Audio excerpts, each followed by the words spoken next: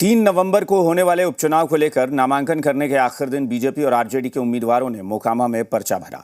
RJD से बाहुबली अनंत सिंह की पत्नी नीलम देवी मैदान में हैं, तो बीजेपी की तरफ से सोनम देवी को उम्मीदवार बनाया गया है। वहीं गोपालगंज में दिवंगत विधायक सुभाष सिंह की पत्नी को बीजेपी ने मैदान में उतारा है, तो वहीं आरजेडी ने मोहन गुप्ता पर भरोसा जताया है। हालांकि बीएसपी से साधु यादव की पत्नी मैदान में आकर लड़ाई को दिलचस्प बना चुकी हैं। बिहार में उपचुनाव के लिए मैदान तैयार। मोकामा और गोपालगंज में पर्चा दाखिल। दोनों सीट पर आरजेडी वर्सेस बीजेपी की लड़ाई। 2 सीटों पर होने वाली जंग को लेकर प्रत्याशियों ने अपने पर्चे दाखिल कर दिए। मोकामा में तो पर्चा भरने के आखिरी दिन आरजेडी और बीजेपी के कैंडिडेट ने पर्चा भरा। आरजेडी से बाहुबली अनंत सिंह की पत्नी नीलम देवी मैदान में है, जिन्हें बीजेपी से बाहुबली ललन सिंह की पत्नी सोनम देवी से चुनौती मिल रही है। मोकामा का चुनाव भूमिहार वर्सेस भूमिहार के बीच होगा। क्या है मोकामा का समीकरण? मोकामा के इलाके में भूमिहार वोट बैंक का वर्चस्व है। भूमिहार के बाद ही दूसरी जातियां ताकत रखती हैं। भूमिहार के बाद ब्राह्मण, कुर्मी, यादव और पासवान वोटर्स हैं, लेकिन सवर्ण वोटर्स यानी कि भूमिहार, ब्राह्मण और राजपूत जिसको वोट करेंगे उसकी जीत पक्की होगी। अनंत सिंह की छवि यहाँ पर रॉबिनहुड जैसी है, इसलिए अनंत सिंह की पत्नी नीलम देवी को हराना आसान नहीं है। लेकिन सोनम देवी के पति ललन सिंह भी यहाँ से अनंत सिंह के खिलाफ चुनाव लड़ चुके हैं। ऐसे में सोनम देवी को हल्के में नहीं लिया जा सकता।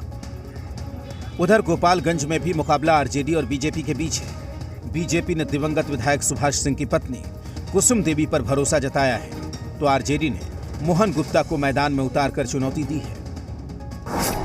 बीजेपी ने दिवंगत सुभाष सिंह की पत्नी कुसुम देवी को टिकट दिया, जबकि महागठबंधन की तरफ से आरजेडी के नेता मोहन गुप्ता मैदान में है। बीजेपी उम्मीदवार कुसुम देवी राजपूत हैं, तो आरजेडी के मोहन गुप्ता कलवार जाति से आते हैं। कलवार जाति की संख्या गोपालगंज में काफी है।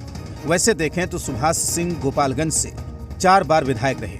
सुभाष सिंह के निधन के बाद कुसुम देवी को टिकट देने का मतलब ही है कि यहाँ सहानुभूति वोट का फायदा उठाया जाए। आमतौर पर उपचुनाव में सहानुभूति वोट का असर दिखने का ट्रेंड रहा है, जिसमें जिनके निधन से सीट खाली होती है उनके परिजन ही चुनाव जीतते हैं। तो वहीं लालू यादव के साले साधु यादव ने गोपालगंज मुकाबले को त्रिकोणीय कर दिया है। उन्होंने अपनी पत्नी इंदिरा यादव को मैदान में उतार दिया है। वो बीएसपी से उम्मीदवार हैं। मैं देवतुल्य जनता से आशीर्वाद चाहूंगा और मैं उनसे वादा करूंगा कि कुछ दिखेगा। आज विगत 15 साल से गोपालगंज में कुछ दिखा नहीं है, और मैं वादा करता हूं आप देवतुल्य जनता से कि मेरा भी कुछ ऐसा विजन है, मेरा प्लान है जो मैं करके दिखाऊंगा और आपके सामने दिखेगा। 3 नवंबर को उपचुनाव के लिए वोट डाले जाएंगे। 6 नवंबर को इस पर फैसला आएगा। फिर तय होगा कि जनता ने किसे पसंद किया है। इस बार का उपचुनाव बीजेपी और आरजेडी दोनों के लिए साख का सवाल है। ब्यूरो रिपोर्ट, जी मीडिया।